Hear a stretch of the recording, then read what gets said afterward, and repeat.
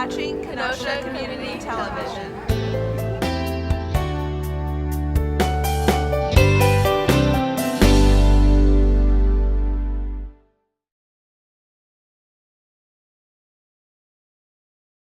Good morning.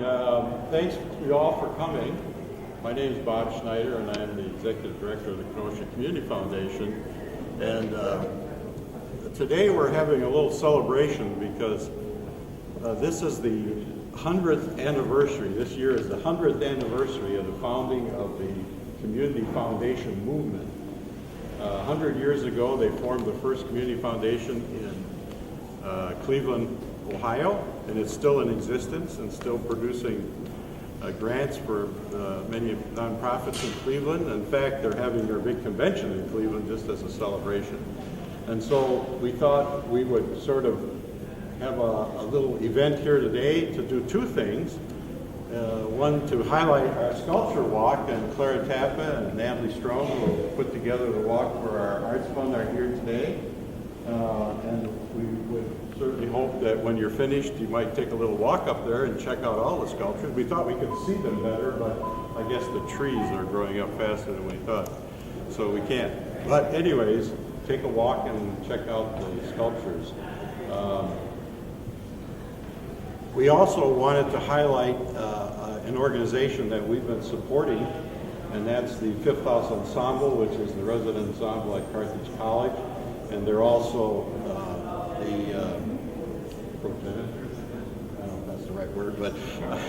they're the sponsors of the Fresh Ink Festival, which takes place at Parkside in June, in which they have composers and young musicians who come to the area from all over, really, all over the country and all over the world, really, to take part in that festival. And so now I would like to introduce Gerard Miller, who is the composer of this piece that was commissioned by the Kabatsowitz Family Trust, which is a part of the Community Foundation. And he'll talk a little bit about the piece and what inspired him, and then we'll have some music. Good morning, everybody, and thank you all so much for coming. It's really great to be back in Kenosha. I was a participant in Fresh Ink this past summer, and yeah, it's great to be back here. When I got this commission, I was asked to incorporate the idea of pi, the number pi. And so I was really excited to write for Fifth House Ensemble, but I was also like a little bit nervous because I'm really bad at math. In fact, in high school, I almost failed math. So the fact that I'm writing a piece about pi now is kind of funny and ironic in my mind. But anyway, the one thing that I could remember from math class about pi is that the digits of pi never quite repeat exactly the same. And people have been trying for decades, centuries even, to figure out where this number repeats, but it never quite does. So when I started writing this piece, I wrote a phrase of music. And then I wanted to repeat it, but my instinct sort of told me to change it up a little bit. And so I repeated it again, but changed it ever so slightly. And then repeated that again and changed it. And so you'll hear this fragment of music come back again and again, each time a little bit different, so it never repeats, just like the number pi. Anyways, thanks again to the Kenosha Community Foundation for supporting this. It's a really fantastic event. And thank you to these guys for giving so much commitment to my piece. I hope you enjoyed it. Thanks.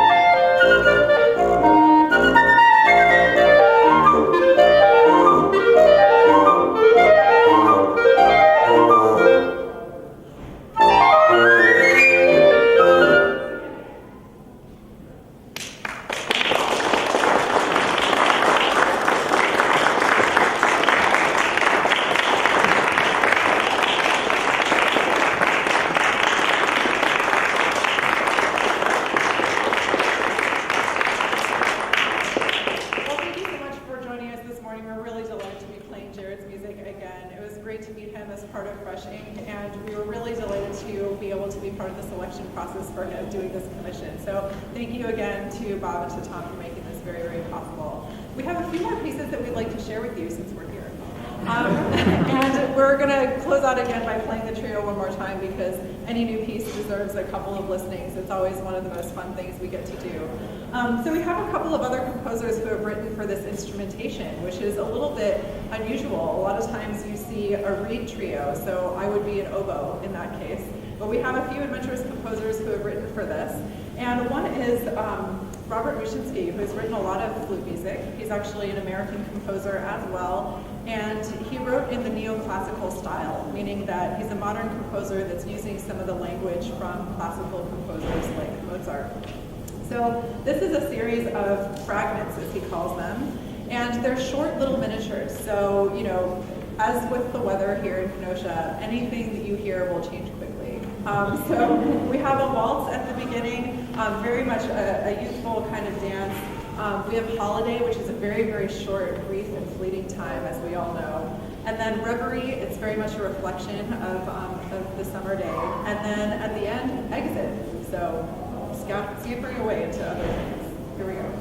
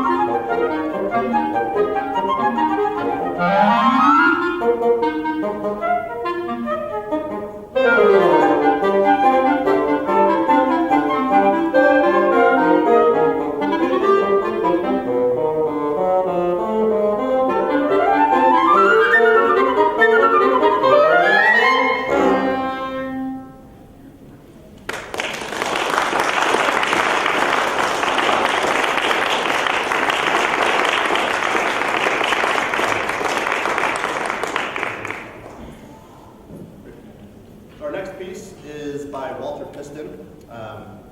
And I think it's really funny. I've worked with Jared at Fresh Ink and played one of his pieces, and Jared is a pianist as well as a composer. And I think it's funny how, or not funny, but interesting how these traits of your instrument that you perform come into the pieces that you write. Walter Piston was a flute player, and we're playing the first and third movement, and one of these movements has a very pronounced flute cadenza in it. So maybe that has something to do with it. But also in the character of the way he writes, there's a lot of very nimble, agile playing that you'll hear in both of these movements.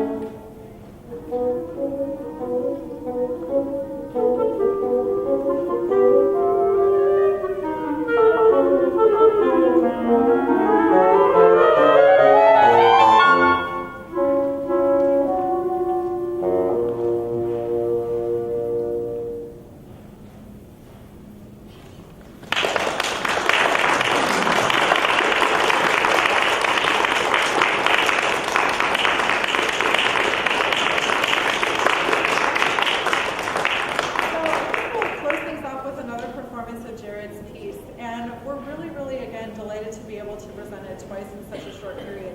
One of the things that's really cool is that when you hear a piece for the first time, often you don't hear everything that there is to experience in it, especially if it's a piece that's just been performed for the first time. And this is a really great opportunity. I have to say, there have been some salon concerts that we've played before, and this is our favorite way to play chamber music, is in front of an intimate group of people, where people ask, you know, could you actually play that again? Like, we'd love to hear more the second time. And this is a piece, again, as Jared mentioned, that has to do with a lot of intricate little changes. So while that is one of the things that's the most amazing about it, it's also one of the things that as performers is a challenge, because you have all of these little things that change that you need to keep track of. So we're looking forward to hearing what you hear the second time.